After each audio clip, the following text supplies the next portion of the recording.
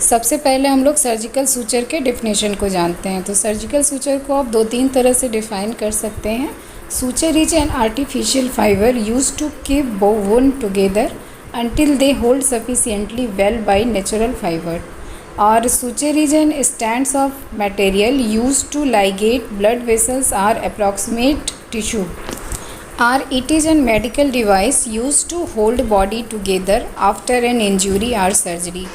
तो mainly surgical suture एक ऐसा मेडिकल डिवाइस है जिसके थ्रू किसी भी इंजरी या सर्जरी के बाद हम किसी भी ब्लड वेसल्स को लाइगेट कर सकते हैं या फिर जो बॉडी टिश्यू है उसको अप्रॉक्सीमेट क्लोज टुगेदर ला सकते हैं ताकि जो नेचुरल हीलिंग है बॉडी की वो हो सके। अब हम जानते हैं सर्जिकल सूचर कितने टाइप्स के होते हैं। तो सर्जिकल सूचर को उनके ओरिजिन, एब्जॉर्प्शन या फिर फाइबर कंस्ट्रक्शन के हिसाब से डिवाइड किया जाता है। इनके ओरिजिन के हिसाब से सूचर जो होते हैं वो नेचुरल और सिंथेटिक होते हैं। एब्जॉर्प्शन के हिसाब से एब्जॉर्बेबल और नॉन एब्जॉर्बेबल, और फाइबर कंस्ट्रक्शन के हिसाब से ये मोनोफिलामेंट और पॉलीफिलामेंट होते हैं। ओरिजिन के हिसाब से सूचर जो हैं वो नेचुरल होते हैं और सिंथेटिक होते हैं। Natural sutures are made up of natural fibres tend to provoke a greater tissue reaction. तो ये नेचुरल फाइबर्स से बने होते हैं और इसलिए इसमें जो टिश्यू रिएक्शन है वो ज़्यादा होता है। नेचुरल फाइबर्स का एग्जांपल कैटगट और सिल्क है। Synthetic sutures are composed of man made material, मतलब ये मैन मेड होते हैं। एग्जांपल पीडीएस और नायलॉन। फाइबर कंस्ट्रक्शन के हिसाब से ये दो तरह के होते हैं, पॉलीफिलामेंट और मोनोफिलामेंट। तो नाम से ही पता चल जा रहा है कि मोनोफिलामेंट में सिंगल स्ट्रैंड जो होते हैं वो फिलामेंट के होते हैं और पॉलीफिलामेंट में मल्टीपल फिलामेंट्स होते हैं। तो सबसे पहले हम लोग मोनोफिलामेंट्स को जान लेते हैं। यह सिंगल स्टैंडर्ड होता है इसलिए ये वीक होता है। इसके अंदर कोई क्रिवाइसेस नहीं होते हैं। क्रिवाइसेस उसको बोलते हैं कि अगर कई रस्सी एक साथ लपेटी जाए तो बीच में जो एक स्पेस बन जाता है उस स्पेस को क्रिवाइसेस बोलते हैं। तो इसके अंदर ये मोनोफिलामेंट होता है, कई फिलामेंट तो इसमें है नहीं, तो इसलिए क्रिवाइसेस नहीं होते हैं। इसलिए जो इन्फेक्शन का रिस्क है इसके साथ कम होता है। लेकिन इसके जो नॉट हैं ये बहुत ज़्यादा स्टेबल नहीं होते हैं, इसलिए जब इससे सूचरिंग की जाती है तो जो सर्जन होते हैं उनको मल्टीपल नॉट लगाने पड़ते हैं। मोनोफिलामेंट का एग्जांपल है नायलॉन और रोलिन। नेक्स्ट जो है पॉलीफिलामेंट। तो पॉलीफिलामेंट बहुत सारे फिलामेंट से मिलके बना होता है, इसलिए स्मूथ होता है और स्ट्रॉन्ग होता है। और कई सारे फिलामेंट से मिलके बना होता है इसलिए इसमें क्रिवाइसेस होते हैं। और क्रिवाइसेस के प्रेजेंट होने की वजह से इसमें जो है इन्फेक्शन का रिस्क है वो ज़्यादा होता है। इसका एग्जाम्पल है सिल्क और पॉलिस्टर। एब्जॉर्प्शन के हिसाब से सूचर को दो टाइप में डिवाइड किया गया है, एब्जॉर्बेबल और नॉन एब्जॉर्बेबल।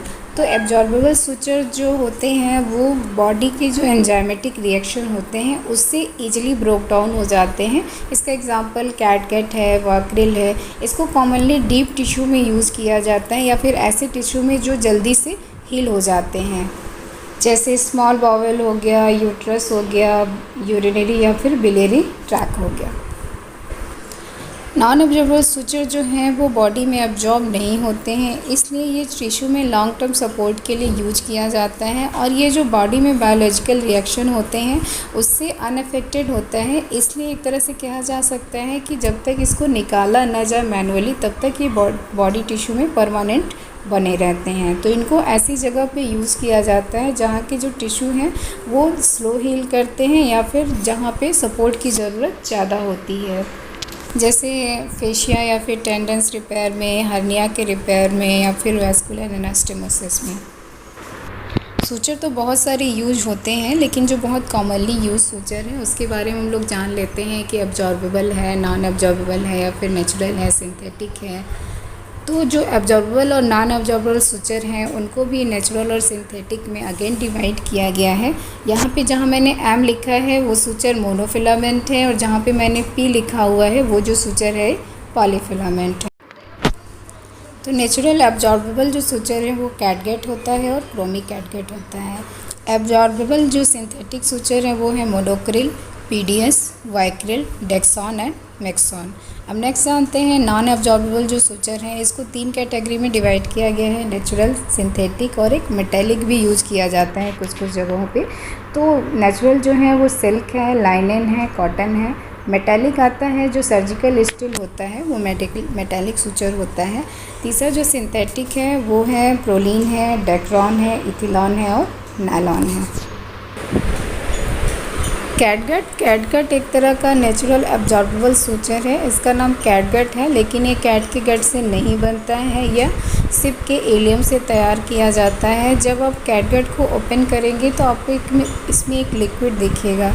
ये लिक्विड एक प्रिजर्वेटिव की तरह यूज़ किया जाता है, क्योंकि ये एक नेचुरल एब्जॉर्बेबल सूचर है। तो अगर इसमें प्रिजर्वेटिव यूज़ नहीं किया जाएगा तो ये बैक्टीरिया के द्वारा डिग्रेड हो जाएगा। तो ये जो प्रिजर्वेटिव यूज़ किया जाता है ये आइसोप्रोपिल अल्कोहल होता है। 50% इसकी टेंसाइल स्ट्रेंथ 3 डेज़ में लॉस हो जाती है, और जो पूरी इसकी टेंसाइल स्ट्रेंथ है ये 15 डेज़ में लॉस होती है। और ये जो सूचर है ये टोटली 60 डेज़ में एब्जॉर्ब हो जाता है। क्रोमिक कैटगट की जब क्रोमियम सॉल्ट से कोटिंग कर दी जाती है तो इसे क्रोमिक कैटगट कहते हैं।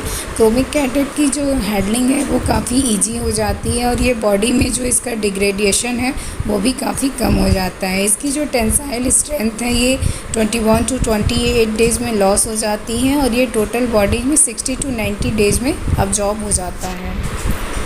नेक्स्ट हमारा है वाइक्रिल को पॉलीग्लैक्टिन भी कहते हैं, और ये ग्लाइकोलाइड और लैक्टाइड का एक कोपॉलीमर होता है। टेंसाइल स्ट्रेंथ जो है इसकी 28 to 30 डेज़ तक मेंटेन रहती है, इसलिए इसे डिलेड एब्जॉर्बेबल सूचर भी कहते हैं। और ये बॉडी में 60 to 90 डेज़ में टोटली एब्जॉर्ब हो जाता है, और ये ऐसे ऑर्गन्स में यूज किया जाता है जहाँ पे स्टोन फॉर्मेशन का जो रिस्क है वो ज़्यादा होता है। नेक्स्ट है मोनोक्रिल को पॉलीग्लाइकोप्रोन के नाम से भी जानते हैं। यह ग्लाइकोलाइड और कैप्रोलैक्टोन का एक पॉलीमर होता है। इसको मेनली जो है सब क्यूटिकुलर सूचरिंग के लिए यूज़ किया जाता है, और ये बॉडी में 90 to 120 डेज़ में अब्जॉर्ब हो जाता है।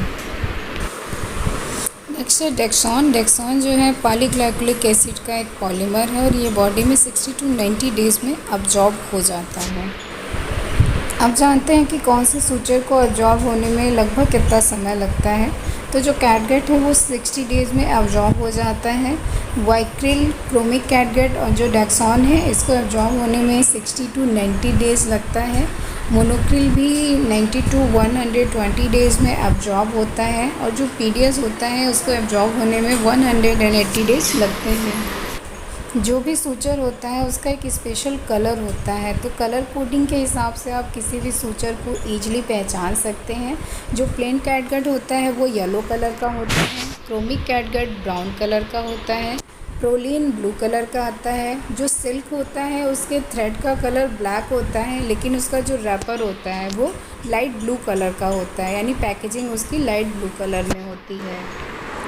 कॉटन वाइट कलर का होता है। नायलॉन का थ्रेड का कलर ब्लैक होता है, लेकिन इसकी जो पैकेजिंग होती है वो ग्रीन कलर की होती है। तो इन कलर कोडिंग के हिसाब से आप कोई भी अगर सूचर देखें या पैकेट देखते हैं तो उसको दूर से ही पहचान लेंगे कि ये कौन सा सूचर मटेरियल है।